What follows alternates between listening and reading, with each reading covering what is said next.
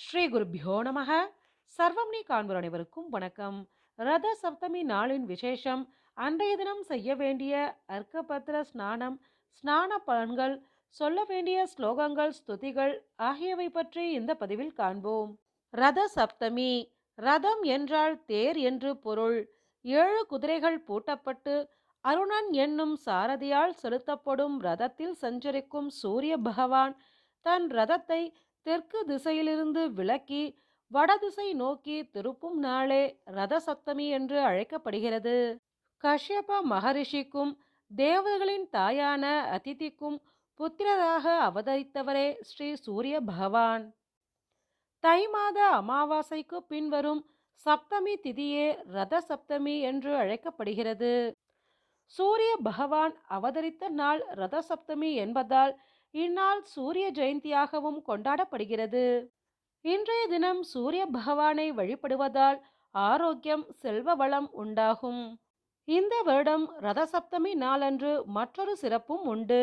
அதாவது சூரிய பகவானுக்கு உரிய ஞாயிற்றுக்கிழமையும் சப்தமி திதியும் ஒன்றாக சேரும் நாள் பானு சப்தமி என்று அழைக்கப்படுகிறது. ரத சப்தமி நன்னாள் சூரிய பகவானுக்கு உரிய ஞாயிற்றுக்கிழமையில் வருவது மிக மிக விசேஷம். பானு சப்தமி நன்னாள் சூரிய கிரகணத்திற்கு ஒப்பான நாள். இந்நாளில் செய்யப்படும் பூஜைகள், மந்திர ஜபங்கள், ஹோமங்கள், தானங்கள் போன்றவை 1000 மடங்கு அதிக புண்ணியத்தை தரும்.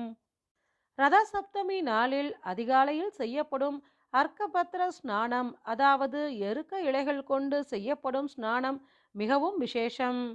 அன்றைய தினம் அனைவரும் 7 எருக்க இழைகளுடன் மங்கள அக்ஷதை, அருகம்புல், பசுஞ்சாணி, மஞ்சள் பொடி ஆகியவற்றை ஒன்றாக சேர்த்து தலையில் வைத்துக்கொண்டு கிழக்கு திசை நோக்கி கீழ்கண்ட ஸ்லோகங்களை சொல்லி ஸ்நானம் செய்ய வேண்டும்.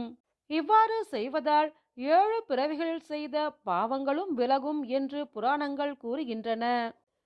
சூரிய பகவானின் 7 வகையான கிரணங்கள் எருக்க இலையின் மூலமாக நம் உடலில் சென்று நம் உடலை வலுப்படுத்தும், ஆரோக்கியத்தை மேம்படுத்தும். ரத சப்தமி அன்று தலையில் 7 எருக்க இலைகளை வைத்துக்கொண்டு ஸ்நானம் செய்யும்போது சொல்ல வேண்டிய ஸ்லோகங்கள்.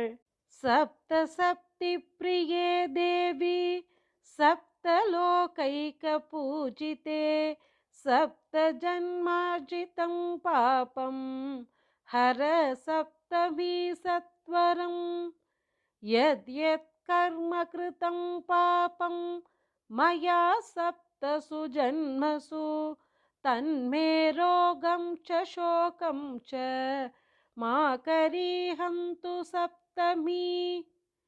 நௌமி சப்தமி தேவி த்வாம் சப்தலோகைக மாதரம் சப்தார்க்க பத்ர ஸ்நானேன மம பாபம் யபோஹய.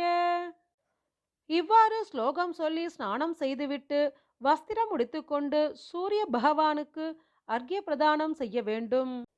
சப்த சப்தி ரதாரூட சப்தலோக பிரகாஷக திவாகர கிருஹானர்க்யம் சப்தம்யாம் ஜோதிஷாம் பதே திவாகராய நமக இதமர்க்யம் இதமர்க்யம் இதமர்க்யம் என்று கூறி சூரிய பகவானுக்கு சுத்தமான நீரை எடுத்து 3 முறை அர்க்யம் தர வேண்டும். இன்றைய தினம் செய்யப்படும் தர்ப்பணமும் தானமும் அளவற்ற பலனை தரும். ரத சப்தமி அன்று முடிந்த அளவு சூரிய காயத்ரி, சூரிய பகவானுக்கு உரிய ஸ்தோத்திரங்கள், ஸ்துதிகள் சொல்வது மிக மிக சிறப்பான பலன்களை தரும். சூரிய பகவானுக்கு கோதுமையால் செய்த இனிப்பு வகைகள், சர்க்கரை பொங்கல் ஆகியவற்றை நிவேதனம் செய்யலாம்.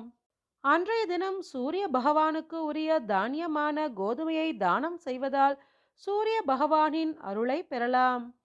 ரத சப்தமியன்று முறையாக ஸ்நானம் மற்றும் பூஜைகள் செய்வதால் உயர் பதவிகள், ஆரோக்கியம் கிடைக்கும். கண்கள் சம்பந்தமான பிரச்சனைகள், சூரிய கிரகத்தினால் ஏற்படும் தோஷங்கள் விலகும். சூரியன் பித்ருக்காரகன் என்பதால் பித்ருக்களின் ஆசிர்வாதமும் கிடைக்கும். பித்ரு தோஷங்கள் நீங்கும்.